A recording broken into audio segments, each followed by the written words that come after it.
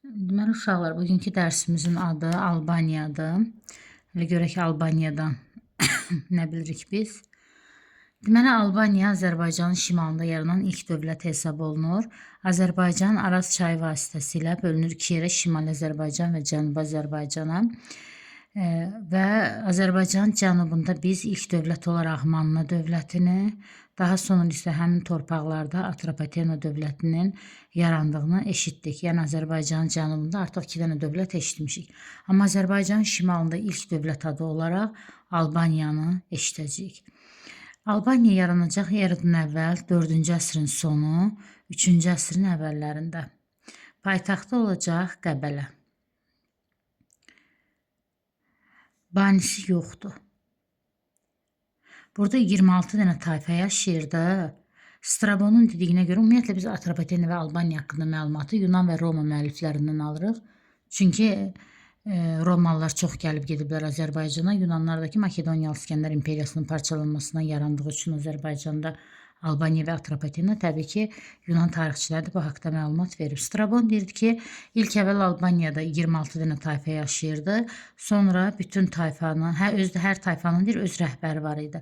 Sonra deyir, bütün tayfalar birləşdi, bir dənə oldu və yəni dövlət yaratdılar, bir dənə də hökmdarları olmuş oldu. Albaniyanın 2 paytaxtı olub, bir Qəbələ, bir Bərdə. Bərdə bizim eranın 5-ci əsrindən paytaxtı. Əgər bizə düşür ki, Qədim Albaniyanın paytaxtı, qədim eradan əvvəl deməkdir. Qədim Albaniyanın paytaxtı Qəbələ. Yox, ümumilikdə Albaniyanın paytaxtı Qəbələ və Bərdə hesab olunur. Yəni feodalizm dövründə Bərdə, quldarlıq dövründə isə Qəbələ olmuşdu. Atropatena bilirdik ki, biz yaranıb eradan əvvəl 321-ci ildə, süqut eləyib bizim eranın 20-ci ilində, eləmi? Yəni 341 il yaşayıb. Və bu quldar dövlət kimi yaranıb, elə quldar dövlət kimi də süqut eləyib. Çünki Azərbaycanda feodalizm başlayacaq 3-cü əsrdən. 3-cü əsrdən başladığı üçün 20-ci il hələ ki 1-ci əsrdir. Ona görə də Atropatena quldar dövlət kimi yaranıb, quldar dövlət kimi də süqut eləyib. Amma Albaniya 4-3-cü əsrlərdə yaranıb, bizim eranın 705-ci ilində ərəblər tərəfindən süqut olunub. 705-də 8-ci əsr olduğu üçün və feodalizm 3-cü əsrdən başladığı üçün artıq bizim eraya doğru gedirik. 3-dən sonra 4, 5, 6, 7, 8. Yəni Albaniya quldar dövlət kimi yaranıb, feodal dövlət kimi süqut eləyib. Atropatena isə quldar dövlət kimi yaranıb, belə quldar dövlət kimi də süqut eləyib. Makedoniyalı İskəndər gəldi, bütün şərqi tutdu. Həmənin torpaqlarının özünə tabi elədi. Təbii ki, həmin dövrdə Azərbaycan da Həmənin imperiyasının tərkibində olduğu üçün bütün Azərbaycan keçdi Makedoniyalı İskəndərin hakimiyyətinin altına. Amma 323-cü ildə Makedoniyalı İskəndər qəfil vəfat elədi. Onun ölümündən sonra satrap olan Atropat həmən ona qalmış ərazidə Atropatena dövlətini yaratdı. Amma Albaniyada təbii ki, belə bir adam olmadığı üçün Albaniya 26 tayfa hərə öz bölgə olaraq pərakəndə şəkildə dövləti idarə eləməyə, daha doğrusu ərazilərini idarə eləməyə başladılar. Yəni Atropatena və Albaniyanın oxşar cəhəti odur ki, hər ikisi Makedoniyalı İskəndər imperiyasının parçalanması nəticəsində yaranıb, hər ikisi İskəndərin ölümündən sonra yaranıb, hər ikisinin mənşəyi türkdür, hər ikisi Azərbaycan dövlətidir. Sadəcə biri cənubdadır, Atropatena, Albaniya şimaldadır. Azərbaycan adı Atropatenadan gəlir, amma xəritəsi Albaniyadan. Məsələn, Albaniya 8 dənə hərf var, Azərbaycan xəritəsində 8 güşəli ulduz var. Bax, o Albaniyanın adı ilə əlaqədardır. Adımız Atropatenadan, ərazimiz Albaniyadan gəlir. Hər ikisi Yunan mədəniyyətini mənimsəyib, çünki Makedoniyalı İskəndər Yunan idi. Hər ikisi haqqında Roma və Yunan müəlliflərinin əsərlərindən məlumat alırıq və hər ikisi eyni anda həm Romanın, yəni Roma əgər Albaniyaya gəlibsə, Atropatenaya da gəlib. Həm Alan tayfalarının, Alanlar həm Albaniyaya, həm də Atropatenaya gəlib. Həm aşağıdan Parfiya dövlətinin, Parfiya əgər Atropatenaya gedibsə, mütləq də Albaniyaya da gedib. Amma yeganə Selevkilərdir ki, Selevkilər ancaq Atropatenaya gedib, Albaniyaya getməyib. Ancaq Atropatenada olub. Azərbaycan əlverişli coğrafi mövqeyə malik olduğu üçün, hətta Xəzər dənizindən bu tərəfdə Hindistan yerləşdiyi üçün və Qara dənizdən Hindistana gedən ticarət yolunu Romalılar öz əlində cəmləşdirmək istəyirdilər. Məhz bu məqsədlə Azərbaycana hücum eləyiblər. Birinci Romalılardan, əgər eradan əvvəl 1-ci əsr deyirsə, biz Romanı götürəcəyik, bizim eran 1-ci əsr deyirsə, Alanları götürəcəyik. Eradan əvvəl 1-ci əsrdə, 1-ci əsrin birinci yarısında, yəni 66-65-ci ildə Roma sərkərdəsi olan Pompey və Lukul Azərbaycana yürüş elədilər. Gəldilər Azərbaycana. Kür çayı sahilində, yəni bax burada 66-cı ildə böyük döyüş baş verdi. Bəs kim idi onda Albaniya hökmdarı? Albaniyada 3 dənə sülalə hakimiyyətdə olub. Aranilər, Arşakilər, bir də Mehranilər. 3 dənə sülalə hakimiyyətdə olub. Aranilərin əsas müharibə apardığı Roma olub. Arşakilər Sasani ilə gah dost olub. Bax, Albanlar da, Aranilər də həmçinin Romana əvvəlcə düşmən olub, sonra dost olub. Arşakilər də əvvəlcə Sasani ilə düşmən olub, sonra dost olub. Mehranilər də ərəblərlə əvvəlcə düşmən olub, sonra dost olub. Yəni Aranilərin əsas dalaşdığı Roma, Arşakillərin əsas dalaşdığı Sasani, Mehranilərin isə əsas dalaşdığı və barışdığı ərəblər olub. Aranilərdən də 3 dənə adam adı lazım mənə. Oroys, Kozis, bir də Zober. Kozis padşah olmayıb, sadəcə Oroysun qardaşı olub. Deməli, indi 66-65-də Romalılar Albaniyaya gələndə Alban hökmdarı Oroys idi. Oroys onları Kür çayı sahilində qarşıladı. Aralarında döyüş baş verdi. Həmin döyüşdə Oroys məğlub oldu. Getdi Pompey ilə sülh imzaladı. Ona yaxşı qiymətli hədiyyələr verdi. Və Pompey gördü ki, müqavimət güclüdür. Azərbaycanı tərk edib çıxıb gedirdi Kür çayı vasitəsilə. Kürün Gürcüstandan keçən hissəsinə Qanıq deyirik. Və yaxud da ki, Alazan deyirik. Alazan. 65-ci ildə Qanıq və ya Alazan çayı sahilində yeni bir döyüş olacaq. Niyə? Romalılar tərk edib çıxıb gedirdilər Azərbaycanı. Bu zaman Oroysun qardaşı olan Kozis qoşununu götürüb Romalıları belə deyək, izlədi. Romalılar da gördü ki, Albanların qoşunu gəlir, hiləyə latdılar. Bir qismi çəkildi meşənin içinə, güya meşənin içinə giriblər. Alban qoşunları da gedib meşənin içinə girəndə od vurub meşəni yandırdılar.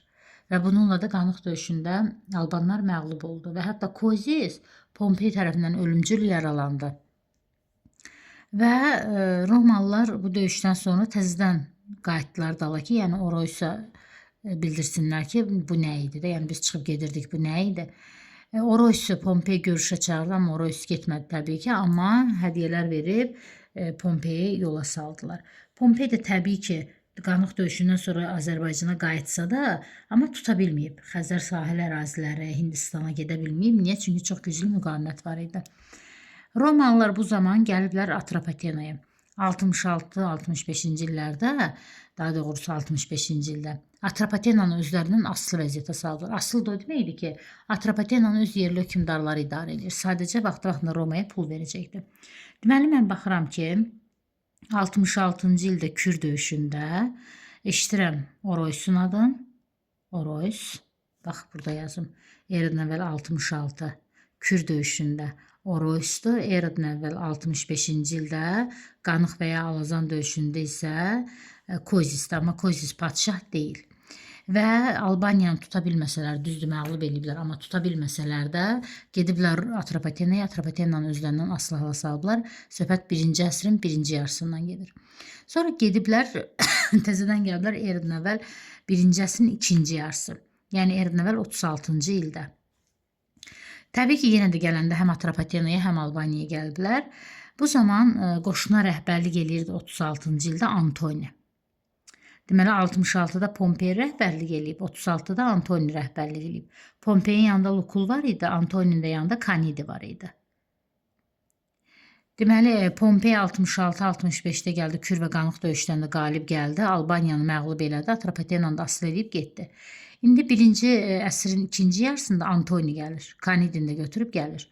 Antoni gəldi, demək, burada Fraspa, Atropatenan Fraspa şəhərində Atropatenanla döyüşə girdi, məğlub oldu.